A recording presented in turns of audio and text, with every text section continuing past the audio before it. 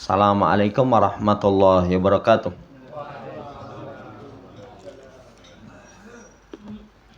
Innal hamdalillah nahmaduhu wa nasta'inuhu wa nastaghfiruh wa na'udzu billahi min sururi anfusina was sayyiati a'malina may yahdihillahu fala mudhillalah wa may yudlilhu fala hadiyalah wa asyhadu an la ilaha illallah wahdahu la syarikalah wa asyhadu anna Muhammadan abduhu wa rasuluh. Allahumma sholli ala Muhammad wa ala ali Muhammad. Allahumma anfa'na bima 'allamtana wa 'allimna ma yanfa'una wa zidna ilma. Ma'asyiral muslimin rahimani wa rahimakumullah. Melanjutkan pembacaan kitab Bulughul Maram karya Al-Hafidz Ibnu Hajar Asqalani rahimahullah ta'ala. Masih di kitab Shalah, bab tentang sutratul musalli, sutrah bagi orang yang sholat. Penulis membawakan hadisnya Abu Sa'id Al-Khudri. Semoga Allah meridainya, beliau berkata Rasul sallallahu alaihi wasallam, "Idza shalla ahadukum ila syai'in yasturuhu minan nasi fa arada ahadun ayahtaza baina yadayhi falyadfahu fa in aba falyuqatilhu fa innama huwa syaitan." Muttafaqun alaih. Kata Nabi sallallahu alaihi wasallam, apabila salah seorang di antara kalian sholat menghadap kepada sesuatu, artinya sholatnya itu memakai sutrah. Kemarin disampaikan sutrah itu pembatas sholat, tinggi minimalnya sulusai dirok, 2/3 hasta. Ya, kemarin kita kasih contoh, kalau 2/3 hasta itu ya sekian lah tingginya. Kemudian lebarnya itu seperti sandaran sandaran kendaraan. Itu lebarnya. Kemudian jarak antara sutrah dengan kaki kita itu sejarak seseorang sujud sempurna, atau sebagian ulama mengatakan 3 hasta. Kalau sudah memakai sutrah, ada seseorang yang ingin lewat di hadapan dia, maka kata Nabi, tolak. Kalau nekat, fal yuqatilhu. Fal yuqatilhu itu diperangi, tapi maksudnya tolak dengan keras. Jadi begitu, misalkan ini sutrahnya, ini orang sholat, ada mau lewat, tahan. Ngeyel, tahan keras. Ini tahan dengan keras. Karena dia ini syaitan, atau bersamanya syaitan. Hadis ini riwayat Imam Bukhari, Imam Muslim dalam kitab sahih keduanya. Pelajarannya, sunnahnya meletakkan sutrah di hadapan orang yang sholat. Ini penulis katakan sunnah, walaupun sebagian ulama mengatakan wajib ketika orang sholat itu membuat sutrah. Wallahu ta'ala alam. Kemudian jamaah hormati yang kedua, kalau orang sudah meletakkan sutrah di depannya, maka itu akan menjaga sholatnya. Makanya kalau ada orang yang hendak lewat di hadapan dia, itu ditolak. Bahkan kalau ngeyel, itu ditolak dengan keras. Dengan keras. Wallahu ta'ala alam. Ini kandungan daripada hadis. Ya. Saudara yang saya hormati, Nanti pelajaran tambahan dari hadis ini. Hadis ini juga terdapat pendalilan tentang besarnya dosa orang yang lewat di depan orang yang sholat. Bahkan kemarin sudah kita baca, berhenti 40 tahun itu lebih baik daripada lewat di hadapan orang yang sholat. Wallahu ta'ala alam, ini kandungan daripada hadis demikian. Kemudian terakhir kata penulis, ketika menolak orang yang lewat itu dengan cara yang paling mudah. Kalau paling mudah biasanya ya isyarat. Kalau isyarat saya nekat, batasi surung. Dengan cara yang paling mudah. Wallahu ta'ala alam.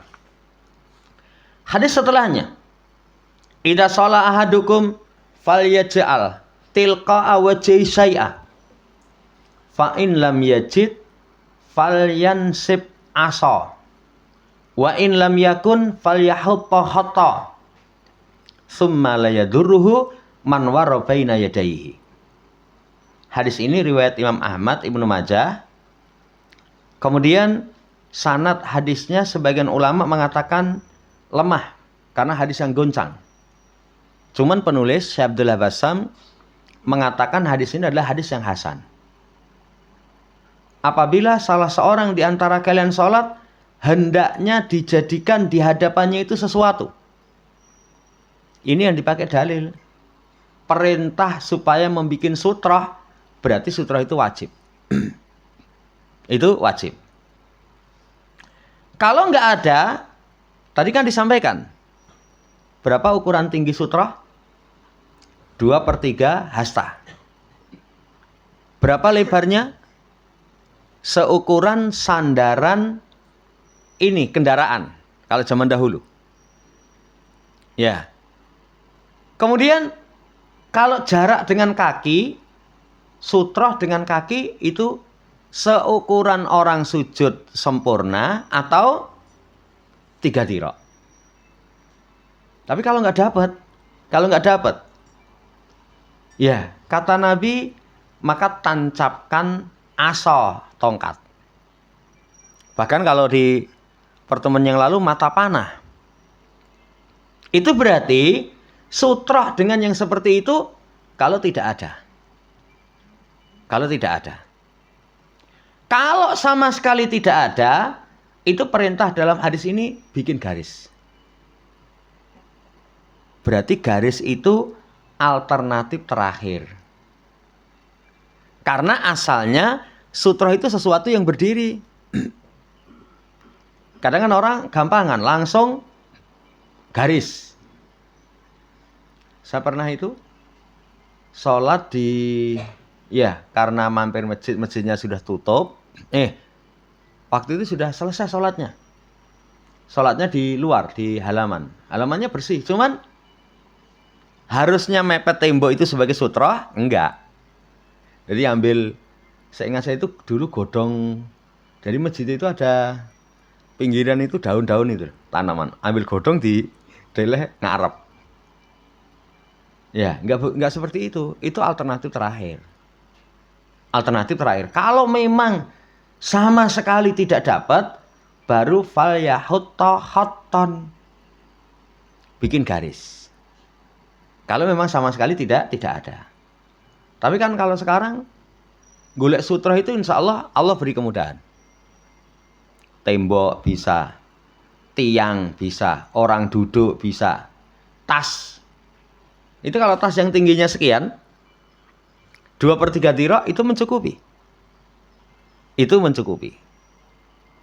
Wallahu ta'ala alam, ini kandungan hadis. Jadi ketika hendak sholat itu membuat sutroh. Membuat sutroh. Ya, ini kandungan dari hadis. Kemudian, saudara yang saya hormati, ini faedah-faedahnya ini sudah disemakna dengan faedah yang sebelumnya. Setelahnya, dibawakan hadis Abu Sa'id Al-Khudri, semoga Allah meridainya, Rasul SAW berkata, la yaqta'u salata syai'un wadra'u mastata'tum Kata Nabi Shallallahu Alaihi Wasallam, sholat itu tidak terputus dengan sesuatu. Maka tahan semampu kalian. Tahan semampu kalian. Hadis ini riwayat Imam Abu Dawud, sanadnya ada kelemahan. Cuman Asy Abdullah Bassam itu mengatakan hadis ini adalah hadis yang hasan. Nabi katakan sholat tidak ada sesuatu yang membatalkan. Kemarin sudah dibahas. Kalau dilewati 3, wanita, keledai, anjing hitam, itu bisa memutus sholat. Bisa memutus sholat. Ya.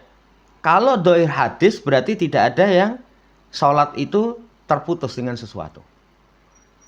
Wallahu ta'ala alam.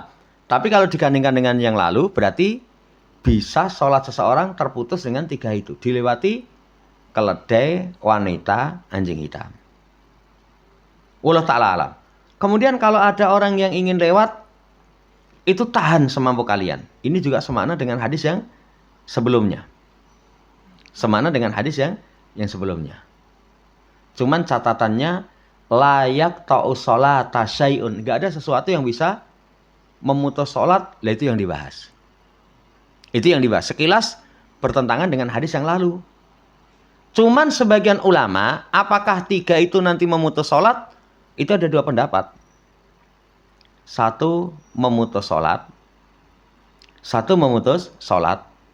Makanya penulis amma alal qauli sahihi alladhi taqaddama min anna salasata tubtilu sholata.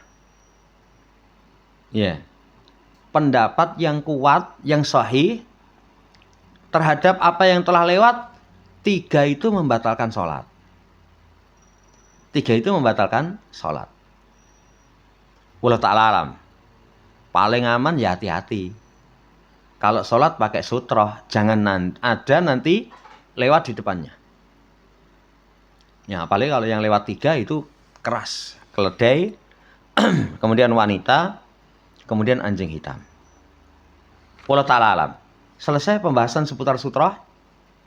Ya, sekarang coba berusaha untuk kita terapkan. Kita masih lihat sebagian kaum muslimin itu sholat sutrohnya gak diperhatikan. Salah satu contoh itu yang saya sering temui, kalau di belakang imam. Kalau belakang imam, ya, kan sutrohnya yang ngarep banget, jarak atau banget. Kadang imam selesai sholat, pergi ngimami. Ngimami itu selesai sholat pergi. Yang di belakang imam, sholatnya di situ. Padahal tadi disampaikan berapa jarak sutroh dengan kaki? 3 hasta atau seukuran orang sujud sempurna. Kan kalau seukuran orang sujud sempurna beda-beda. Wong sing gede dhuwur ya butuh panjang. Tapi kalau orang yang biasa mungkin kayak karpet yang model masjid yang lama, itu orang yang biasa cukup. Tapi kalau ukuran kita itu kalau karpet yang lama itu dekem sujudnya. Ini catatan yang pertama. Yang kedua, tadi disampaikan pembatas yang wujudnya tongkat atau mata panah atau garis itu ketika tidak mendapatkan yang lain. Tapi saya lihat masih ada itu. Kadang orang pembatasnya cuman tas, itu nggak sampai sulusai dirok, nggak sampai 2/3 dirok. Lah kalau tas semene, taruhlah kalau sulusai dirok, lah ini sekian lah, sampai sini. Itu ada yang tas segini, berarti kan nggak mencukupi. Itu kalau nggak ada, kalau ada, jangan memakai sutra yang seperti itu. Lah ini sekali lagi diamalkan, karena banyak sudah ngaji tapi nggak perhatian. Apalagi sholat neng ngarep pintu. Guys, ngaji kadang mlebu masjid sholat neng ngarep pintu, akhirnya orang mau masuk mengganggu jalan orang yang masuk. Wallahu ta'ala alam. Berpindah sekarang khusyuk dalam sholat. Jamaah yang saya hormati, khusyuk dalam sholat itu penting sekali. Karena ketika Allah menyebutkan sifat orang yang beriman yang beruntung di surat Al-Mu'minun, qad aflahal mu'minun. Apa sifat pertama?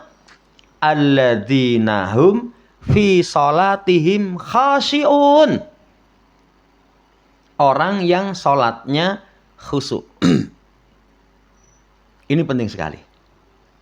Sebagian ulama mengatakan khusyuk itu merupakan rohnya sholat. Wah, ini kalau diperluas luwih medeni neh. Kalau orang sholat tidak khusyuk, berarti sholatnya nggak ada roh. Kalau nggak ada roh, seperti tubuh orang ono nyawane. Berarti khusyuk ini penting sekali. Penting sekali. Cuman apakah khusyuk ini wajib atau kesempurnaan? Nanti kalau total, wah itu kita nggak mampu. Kita tuh kadang sholat 2 rakaat aja, wis awal sampai selesai baca hadir hati. Begitu ruko kelingan liyane itu, gue bar subuh tuku sarapan ngendi. Itu baru rakaat pertama. Memang nggak mudah. Saudara yang saya hormati, sekarang khusyuk. Qala jama'atun minas salaf, berkata sekumpulan dari salaf, al khusyu'u fis shalah as-sukunu fiha. Khusyuk dalam sholat itu tenang. Berarti kalau orang sholat usrek, itu katakan orang khusyuk. Ini sudah maklum. Sudah maklum. Makanya orang sholat nggak boleh ada gerakan kecuali kebutuhan. Kita ulas kembali. Hukum gerakan dalam sholat. Pertama, wajib. Kapan seseorang wajib bergerak dalam sholat? Ketika arah kiblatnya keliru. Kita sholat, marep ngalor. Marep ngalor. Begitu diingatkan, sholatmu keliru, marep ngalor. Itu wajib langsung berpindah menghadap ke arah selatan sana, wajib. Apakah sholatnya sah? Sah. Dan ini pernah kita sampaikan, selama tidak ada tambahan percakapan. Kalau ada tambahan percakapan, tenan apa ora lho iki? Kowe ra iso lho. Ya, lah kalau gitu nanti sudah batal sholatnya. Tapi kalau langsung berpindah, itu wajib. Ya, yang kedua, sunnah. Kapan seseorang disunahkan bergerak dalam sholat? Ketika sopnya rapet. Sop rapet. Tapi sebagian orang dirapeti malah ragelem. Saya kapan itu ada, ya secara keilmuan jane wis diakoni. Tapi sholat itu tak pepet gini, wis ini. Waduh, piye. Awalnya kadang nganggo dalil. Nggo dalil video ini ada seorang ulama, iki ora mepet katanya. Kadang dalilnya sholat modelnya sikile mentar gini lah. Ini kalau sholat itu sikile bukan mentar gini. Semuanya menghadap ke arah kiblat.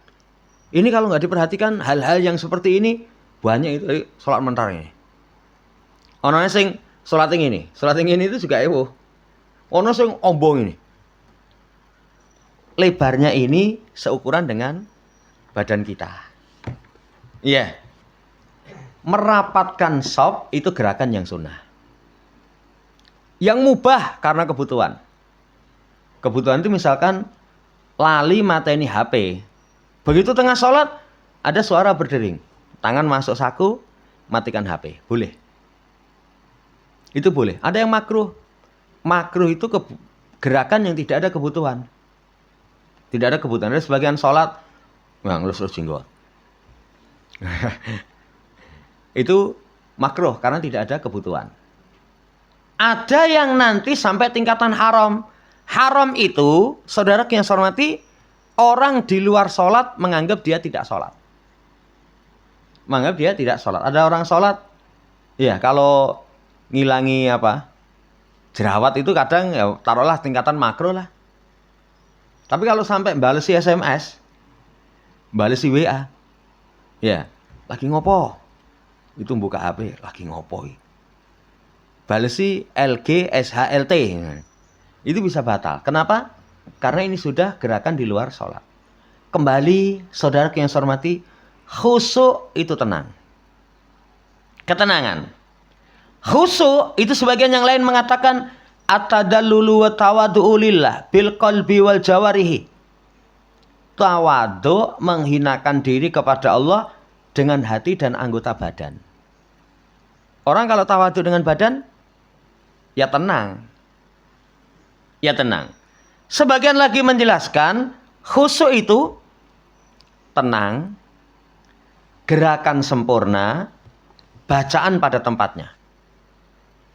Poin ini yang terakhir ini banyak dari kalangan kita sing urung.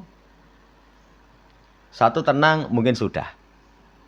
Gerakan sempurna, kadang gerakan belum sempurna. Belum misalnya ruku rung plek. Ning model itu ngepir-ngepir itu loh. Jadi ruku plik.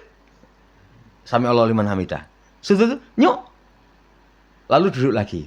Habis duduk itu duduk ya cuman bukan plek tapi nyut mencat lagi. Itu enggak sah nanti. Kalau sampai tidak tumak ninah. Pertama, tenang. Kedua, gerakan sempurna. Makplek bahasa saya. Yang ketiganya, bacaan pada tempatnya. Kalau orang baca bukan pada tempatnya, itu tidak disebut khusyuk. Para ulama kasih contoh. Kalau gerakan perpindahan, bacanya bukan perpindahan. Contoh, mau ruku. Mau ruku itu ada orang yang takbirnya, itu bukan takbir perpindahan, tapi gini. Allahu Akbar. Itu namanya gerak takbir berdiri, bukan perpindahan. Kalau perpindahan, berarti motor rampung. Setelah itu, bisa awal pindah. Allah. Bisa pertengahan. Pertengahan itu berarti sudah gini. Allahu Akbar. Jadi sudah sekian, Allahu Akbar. Bisa mendekati akhir. Mendekati akhir itu berarti gini, sudah gini. Allahu Akbar. Itu ketika ruku. Kalau takbirnya pas sudah gini, kan ada sebagian imam atau mungkin kita pas sholat. Wis sempurna gini baru Allahu Akbar. Kuwi bacaan ruku. Contoh tumanina. Khusyuk. Contoh khusyuk. Bacaan juga begitu. Kalau orang baca belum sempurna gini, jadi mau Allahu Akbar, baru gini itu sudah Subhana Rabbil Azim, Subhana Rabbil Azim. Itu berarti bacaan bukan pada tempatnya, tapi plek baru Subhana Rabbiyal Azim, Subhana Rabbiyal Azim, Subhana Rabbiyal Azim. Menang sedilit. Sami Allah liman hamidah. Ini saudaraku yang saya hormati dibenahi. Jadi jangan sampai ngaji sekian tahun, sholatnya guru ngono-ngono. Nggak ada perbaikan sama sekali. Iya, nggak ada perbaikan sama sekali. Kemarin itu ada yang status sholat, itu orang digatek parah. Karena dosa orang yang sholatnya rusak, itu lebih parah dibandingkan dengan LGBT, zina, mencuri, mabuk. Lebih besar itu. Walaupun saya kurang cocok. Contohnya kok ngono. Ini contohnya ngono, ketemu wong sing kelakuane boti-boti itu loh, kan dosanya di bawah sholat. Waduh, jangan. Tapi itu titik tertekannya supaya orang itu memperbaiki kualitas sholat. Kualitas sholat. Ya, kadang berdiri juga begitu. Berdiri. Itu sholat nggak khusus, salah satunya seperti itu. Kita ulangi, apa tadi sholat khusyuk? Tenang. Gerakan sempurna. Plek. Bacaan pada tempatnya. Yang keempat terakhir, sholat khusyuk itu bacaannya disertai dengan kehadiran hati. Makanya seorang muslim, bahasa Arab itu paling tidak tahu arti bacaan sholat. Jadi sehingga ketika dia Allahu Akbar, oh dia resapi Allah Maha Besar. Artinya Allah Akbar apa tuh? Embuh, ra ngerti. Waduh. Ini bacaan diresapi. Makanya kehusukan bacaan diresapi itu yen maca salat ojo cepet-cepet. Karena kalau maca cepet nggak mungkin bisa diresapi. Yang sering kita kasih contoh itu, ya jangankan kok surat Al-Fatihah. Kita dzikir saja kalau macane cepet apa bisa diresapi? Sunallah. Dulilah. Malah dulilah. Ya, apa bisa diresapi? Nggak bisa diresapi. Makanya ketika sholat tuh baca pelan. Berapa lama sih? Sering diangkat orang sholat dengan bacaan ringkas, 2 rakaat paling 3 menit. Saya nyoba itu kalau 2 menit itu cukup. Tanpa surat. Jadi kita masuk masjid, kurang 2 menit kita sholat tahiyatul masjid, itu tanpa surat. Itu kalau macanya alon-alon kadang kurang. Taruhlah 3 menit. 3 menit berapa lama sih? Ini saudaraku yang saya hormati tentang khusyuk. Di akhir pendahuluan tentang khusyuk ini, penulis katakan, al-ihdarul qalbu fi sholati asbabun minha. Menghadirkan hati dalam sholat itu ada sebab-sebab. Ini penulis sebutkan ada 6 sebab. Kalau saya di rumah itu punya kitab khusus. Itu khusyuk dalam sholat itu semene. Wah, itu kalau iso merakteknya ya iso tenan, tapi wah buat ternyata pengaruh kesukaan itu banyak sekali. Penulis katakan apa sebab yang pertama? Al-isti'adatu billah. Mohon perlindungan kepada Allah Subhanahu wa taala dari syaitan. Makanya kita setelah takbiratul ihram membaca doa istiftah. Setelah membaca doa istiftah, membaca ta'awud.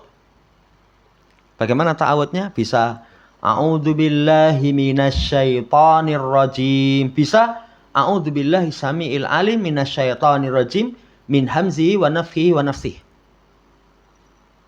Itu sebab hati bisa hadir, itu minta perlindungan Allah Subhanahu wa taala dari syaitan. Karena syaitan itu amat semangat mengganggu ketika orang sholat.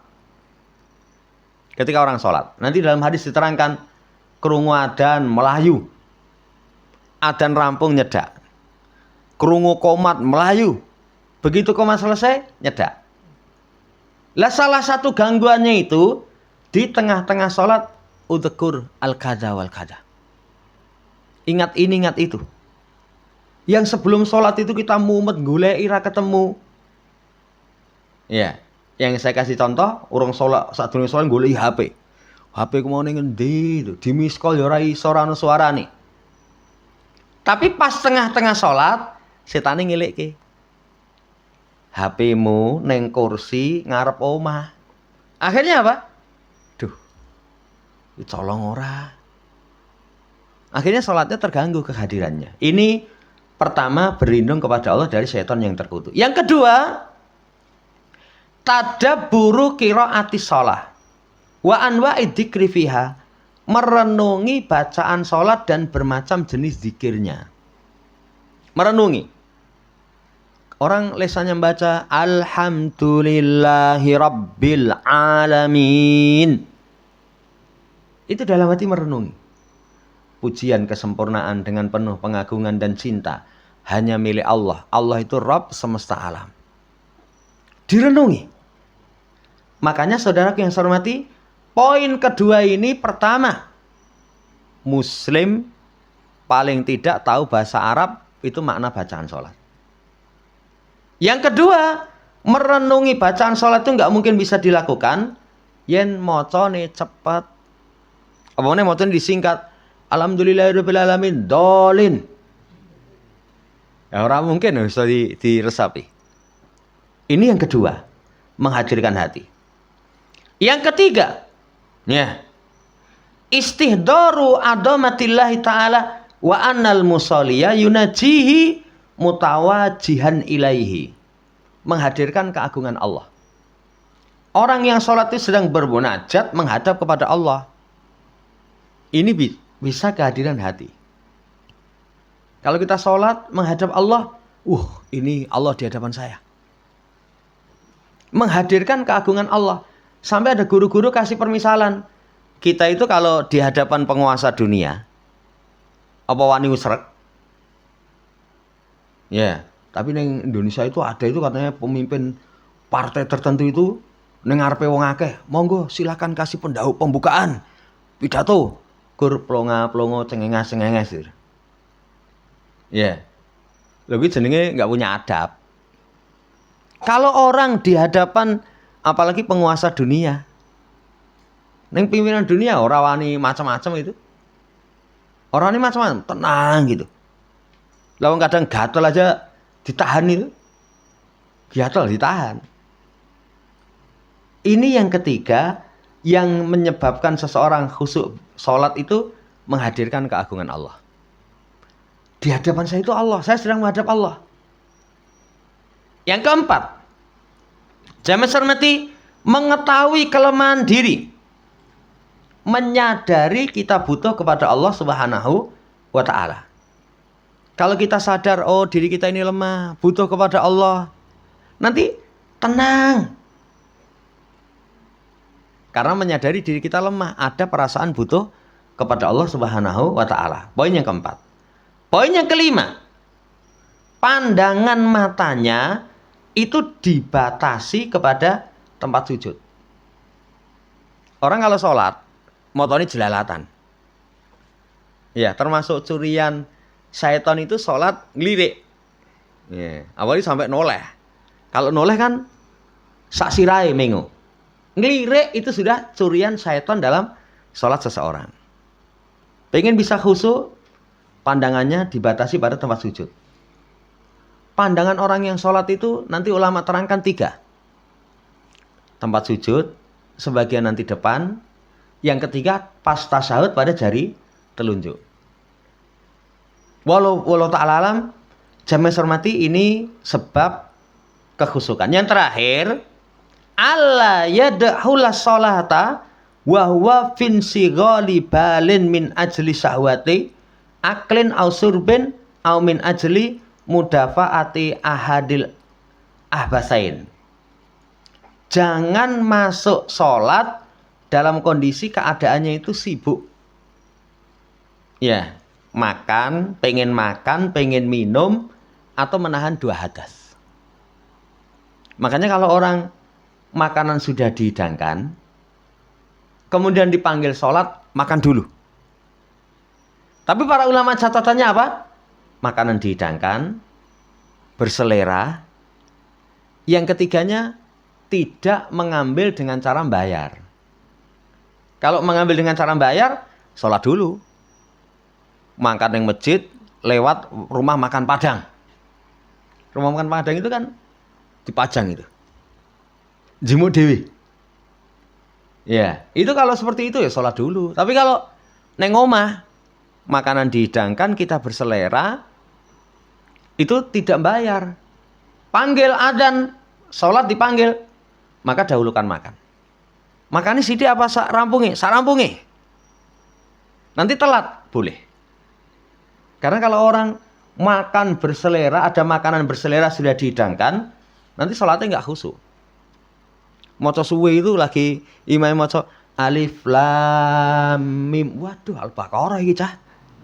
Padahal Al-Baqarah kudu sampai ulaika ala hudam mir rabbihim wa ulaika humul muflihun, kan pendek tapi pikiran wah Baqarah iki. Selamat wis malah entek lawe. Mau minum juga begitu. Menahan hadas. Saudara yang saya hormati, ya tunaikan dulu hadasnya. Hajat menunaikan hadas ditunaikan dulu. Iya. Karena kalau seorang pengen menunaikan hadas, milih sholat dulu nanti nggak khusyuk. Nggak khusyuk mana? Hadas itu kondisinya sudah mepet banget. Mepet itu misalnya orang mau pipis tuh wis kasarannya wis, wah itu obah banter sidik, trit, waduh. Lah kalau seperti itu, jangan nanti orang mau ruku aja alon-alon itu. Itu begitu maca amin itu amin.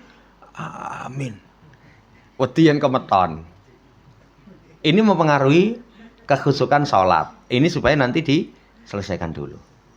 Wallahu ta'ala alam, ini dulu pendahuluan seputar tentang khusyuk. Insya Allah nanti lanjut pada ya hadis-hadis yang dibawakan oleh Al-Hafidz Ibnu Hajar Asqalani. Semoga Allah Subhanahu wa taala perbaiki kualitas sholat kita sehingga kita digolongkan sebagai orang yang beruntung dan selamat di dunia wal akhirah. Allahumma amin.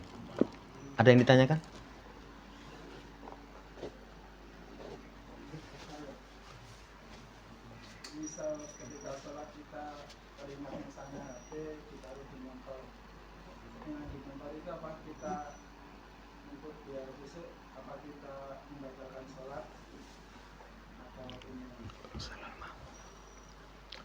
Kalau kuat dugaan kita, bukan was-was ya. Kuat dugaan kita aman, itu jangan dipedulikan. Ya, kuat dugaan aman itu misalkan di motor tapi aman. Ya, itu jangan dipedulikan. Tapi kalau misalkan sesuatu yang sangat berharga, kuat dugaan kita tidak aman, batalkan tidak apa-apa. Misalkan sholat. Ya, sementara motore kuncinya sing gantung. Motornya misalkan motor yang mahal. Apa itu? NMAX anyar Mas. Iya. Malah ono tulisannya aja ditabrak urung lunas. Iya. Itu kan ada kapan itu saya delok stiker itu aja ditabrak urung lunas. Oh, apik-apik wene kreditan. Itu khawatir. Nanti apalagi dikenal rentan dengan pencurian, batalkan saja. Batalkan saja. Nanti setelah itu baru diulangi sholatnya. Makanya nanti dilihat. Kalau sepele, waduh, gorenganku yang plastik mau lali nang tak lebone wis ben dimek wong ya wis lah. Ya. Itu cuman gorengan paling piro 5.000 ya. Tapi kalau misalkan sesuatu yang bernilai itu diamankan dulu. Diamankan dulu. Ya, itu mendatangkan ketenangan. Wallahu ta'ala alam.